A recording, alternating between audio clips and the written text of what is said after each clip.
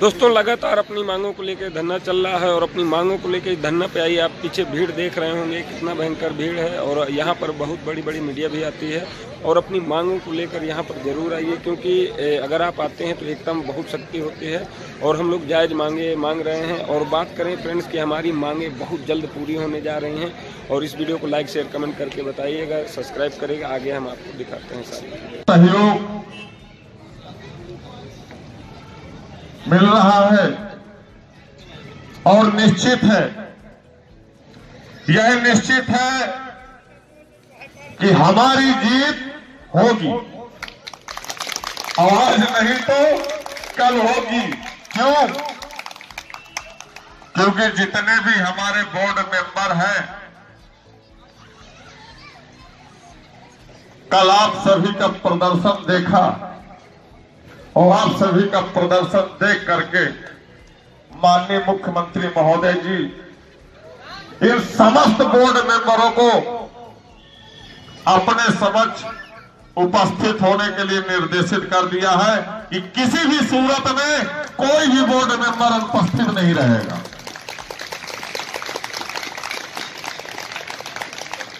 जल्द ही परिणाम भी आएंगे। रख हौसला वो मंजर भी आएगा और प्यासे के पास चलकर समंदर भी आएगा। अपनी ताकत को आप इसी तरह बना करके रखें। जीवन बहुत लंबा है, नौकरी बहुत लंबी है। ये नहीं है कि हम ये संघर्ष करने के बाद जीत गए, जीतने के बाद जो 12 वर्षों में हुआ फिर उसी स्थितियों में चले जाएं। तो ये याद रखना साथियों, जैसे आज एक गांठ में गांठ बंध गए हैं, उसी तरह बंध करके रहना, बिखरने की कोशिश मत करना, वरना ऐसा बिखारा जाएगा कि समेटे समेटोगे नहीं। इसलिए बंधे रहना और आगे जो भी आएगा उसको भी बांध लिया जाएगा और जो भाग करके जाएगा उसको छोड़ दिया जाएगा। इसी क्रम में आप सभी के बीच हमारे श्री सियाराम जी आए हुए हैं। मैं उनके लिए एक बार जोरदार तालियों से स्वागत कर दीजिए।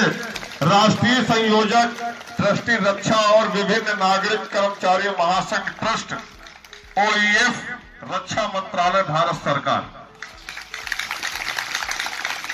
मैं उनको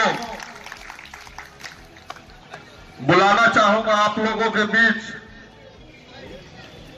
हमारे कर्मचारी साथियों को आश्वस्त करें। एक बार जोरदार तालियां। आज इस धरने के कार्यक्रम का संचालन कर रहे संचालक महोदय, हमारे आप लोगों का नेतृत्व करते हुए श्री कौशल किशोर आदित्य जी, जो कि बहुत ही साहसी हैं और लगातार इस धरने का आयोजन आपके और इस देश के हितों में कर रहे हैं।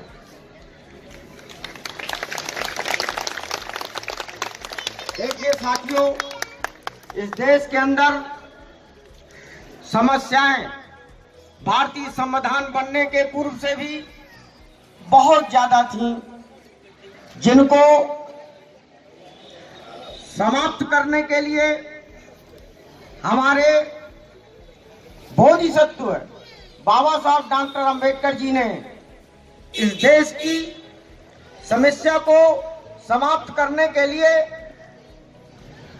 लेबर मिनिस्टर रहते हुए, श्रम मंत्री रहते हुए श्रम और कानून बनाए।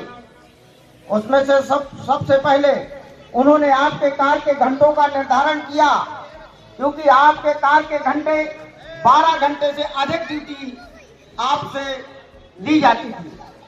किंतु बाबा साहब डॉक्टर अंबेडकर कानून मंत्री रहने के दौरान और श्रम मंत्री रहने के दौरान उन्होंने आपके कार्य के घंटे 8 घंटे निर्धारण किए और रविवार का साप्ताहिक अवकाश भी निर्धारण किए।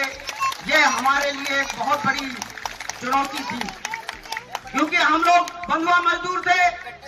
इस देश की रूढ़वादी मानसिकता के लोगों ने कुछ विशेष वर्गों को पददलित बनाया और उनको कमजोर बनाया और गुलाम बनाने के लिए उनको पीढ़ी दर पीढ़ी कर्ज दे करके उनके बच्चों को गुलाम बनाए रखने का जमींदारी शासन प्रणाली लागू की। जब इस देश के अंदर आजादी मिली तो आजादी मिलने के बाद देसी रियासतों को खत्म करने का काम किया और उन देसी रियासतों को खत्म करने के लिए बाबा साहब डॉक्टर अम्बेडकर ने बाद में सेतकारी कानून लाया। सेतकारी मराठी भाषा का शब्द है जिसमें उसको बोलते हैं खेत। खेत में बंधुआ मजदूरी होती थी क्योंकि कुछ लोगों के पास जमीनें नहीं थी। आप लोगों ने जो ये कार्यक्रम किया, आपके अध्यक्ष जी कौशल किशोर आदित्य जी के नेतृत्व में जो चल रहा है, मुझे लग रहा है कि आदित्य जी बहुत साहसी आदमी हैं और आप लोग भी साहस के साथ मैदान में जुटे हैं। इन्हें सारी समस्याओं के निराकरण के लिए जब बाबा साहब अकेले थे तब उन्होंने कितना संघर्ष नहीं किया होगा। साथियों, आज तो इस देश के अंदर भारत का संविधान निर्मित हुआ और इस भारत के संविधान में हमको जो मूल बात मिली है वो है हमारे मौलिक अधिकार। हमारे मौलिक अधिकार जो है वो प्रदत्त है, क्योंकि इस देश के अंदर जो भी अधिकारी बैठे हैं वो निचले स्तर के कर्मचारी बी और सी ग्रेड के कर्मचारियों का सिर्फ उत्पीड़न करना चाहते हैं। जिस तरीके से हिंदू व्यवस्था के तहत सबसे नीचे वाले लोगों का उत्पीड़न होता है, उसी तरीके से आज देश के अंदर हर डिपार्टमेंट में, चाहे वो डिफेंस का रक्षा मंत्रालय हो, चाहे वो वन में लगे हुए कर्मचारी हो, वो सभी कर्मचारियों को उत्पीड़न समय समय किसी न किसी रूप में करते हैं। इसलिए हम अपने मौलिक अधिकारों को समझें। हमारे अनुच्छेद 311 ये मौलिक अधिकार प्रदत्त है। वो मौलिक अधिकार 311 जो अनुच्छेद है वो सरकारी कर्मचारियों के लिए है कि किसी भी कर्मचारी को उसको बिना अवसर दिए, उसकी मांगों को बिना माने किसी भी व्यक्ति को पदच्युत नहीं किया जा सकता है।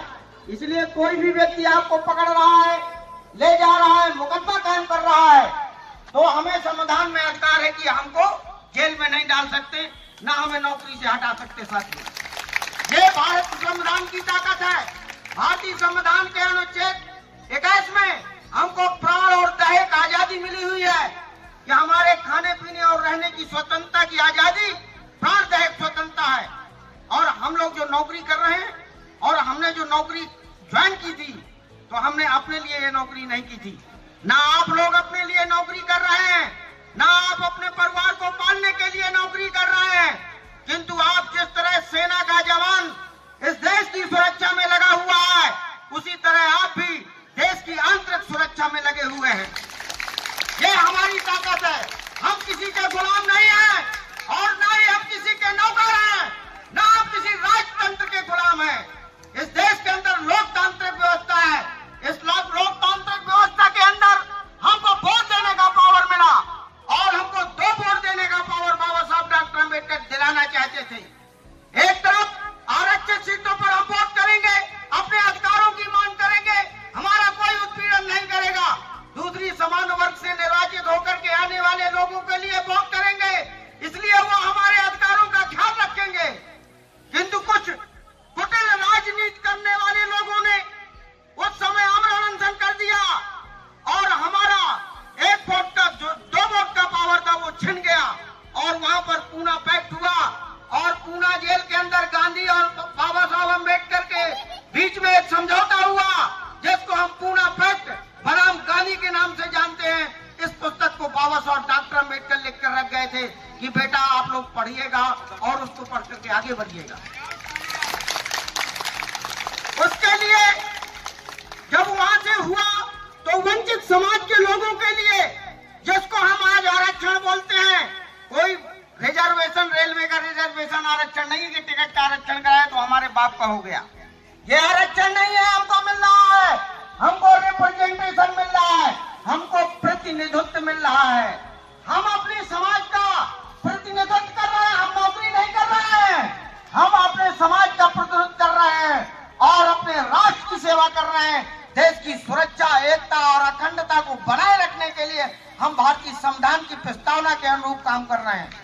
हम कोई पेट पालने के लिए नौकरी नहीं कर रहे हैं, हम इस राष्ट्र के निर्माण के लिए नौकरी कर रहे हैं। और जो हमें मानदेय मिल रहा है उस नौकरी का नहीं मिल रहा है, क्योंकि 8 घंटे ड्यूटी हर व्यक्ति की है, राष्ट्रपति की 8 घंटे ड्यूटी है, किंतु हमें इतना वेतन नहीं मिलता जितना ज्यादा राष्ट्रपति की सुरक्षा में पैसा खर्च होता है। क्या फिजूल खर्च करने की जरूरत है? अनेक रूप से उनकी मांगों के हित में है।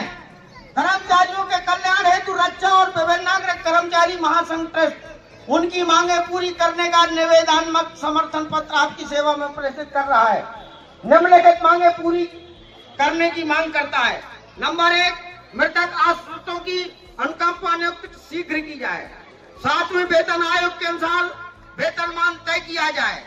राष्ट्रीय पेंशन प्रणाली एनपीएस की राशि कर्मचारियों को खाते में जमा कर उचित रखरखाव किया जाए।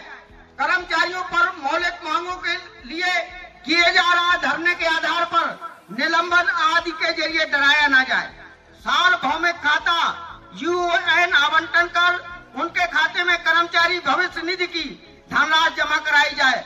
अतः उपरोक्त मांगों को मानते हुए सरकार मानवीय दृष्टिकोण अपनाते हुए मजदूरों की मांगों को पूरा करने का कष्ट करें। भौदी सियाराम, राष्ट्रीय संयोजक और ट्रस्टी। हमने 5 तारीख को आपके समर्थन में पत्र जारी किया था, किंतु इस देश का मीडिया आपका साथ नहीं दे सकता है, क्योंकि वो भी पूंजीपत लोग हैं और वो गरीबों से कोई वो नहीं रखते, मेल जोल नहीं रखते हैं।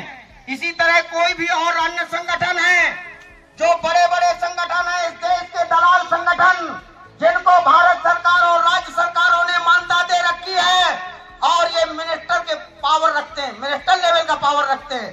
क्योंकि आज आपकी मिनिमम वेजेज कमेटी एक बनाई है भारत सरकार ने, वो राज्य सरकार में मिनिमम वेजेज कमेटी है, किंतु अभी तक मिनिमम वेजेज कमेटी का रिस्ट्रक्चरिंग नहीं हुई है, ना ही मिनिमम वेजेज कमेटी की मीटिंग बुलाई गई, क्योंकि उससे आपका वेतन बढ़ना है। ये तो 7वां वेतन आयोग, 8वां वेतन आयोग आ रहा है। ये 10 साल में पुरानी 1918 की अनुशंसा के माध्यम से चल रहा है। 1918 से अभी तक कोई मिनिमम वेजेज कमेटी की बैठकें नहीं बुलाई गई हैं और न ही वेतन निर्धारण का किया गया है। हमारा उद्देश्य यह रहता है और रक्षा और विभिन्न नागरिक कर्मचारी महासंघ का कि इस देश का एक काम करने वाला, झाड़ू लगाने वाले से लगा करके राष्ट्रपति तक सभी 8 घंटे काम करके वेतन लेते हैं। सबका वेतन समान होना चाहिए, किसी का 1 लाख नहीं होना चाहिए, किसी का 5 लाख नहीं होना चाहिए, किसी मंत्री का वेतन 2 लाख नहीं होना चाहिए। वो भी 8 घंटे काम करता, हम भी 8 घंटे काम करते हैं, तो समान वेतन की मांग करते हैं। चाहे एक आईएएस से नीचे स्तर पर सबको समान वेतन मिलना चाहिए, सबको समान प्रकार के आवास मिलने चाहिए। और ये ऊंच नीच की खाई इसीलिए पैदा हो रही है कि हम चतुर्थ श्रेणी कर्मचारी हैं, वो कलेक्टर है, वो डीएम। अरे क्या करते हो, 8 घंटे काम ही करते हो ना, तो आप लोग देश के निर्माण के लिए क्यों नहीं काम करते हो, भ्रष्टाचार क्यों करते हो? इसलिए आप लोग संगठन में शक्ति होती है, आप संगठित रहिए। हम आपके समर्थन में कानपुर में भी धरना जारी करने जा रहे हैं और जारी करेंगे आपके समर्थन में, और राष्ट्रपति प्रधानमंत्री को ज्ञापन देंगे। जरूरत पड़ेगी तो अमर अनशन भी करेंगे हम कानपुर के अंदर। ये हम वादा करते हैं आप सभी को कि आपको न्याय मिलना चाहिए और हम आपको न्याय दिलाने के लिए तत्पर हैं और हमारा संगठन तन मन धन के साथ आपके न्याय के लिए समर्थन में रहेगा। हमारे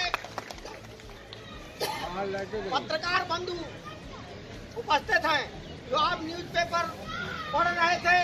यह न्यूज़पेपर बाबा साहब डॉक्टर अम्बेडकर के विचारों और उनके संविधान में दिए गए प्रदत्त अधिकारों के प्रचार प्रसार के लिए प्रकाशित होता है।